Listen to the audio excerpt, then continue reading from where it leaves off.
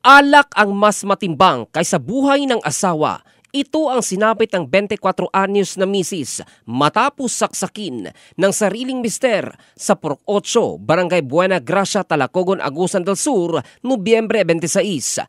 Sa ulat, sinundo ng biktimang si Sweetie Morgades sa inuman para pawiin ang kinakasamang sospek na kinilalang si R. James Serna Layola, 23 anyos, isang barbero.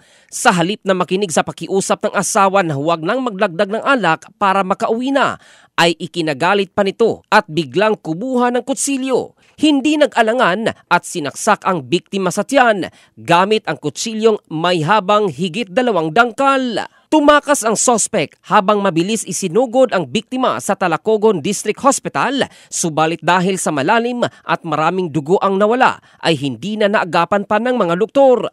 Naaresto naman ang sospek sa ginawang hot pursuit operation at kinasuhan ng homicide.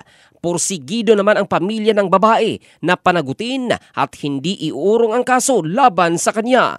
Nagsisisi ngayon ang sospek sa pagpaslang sa kinakasama, lalo ba't may naiwan silang maliit na anak.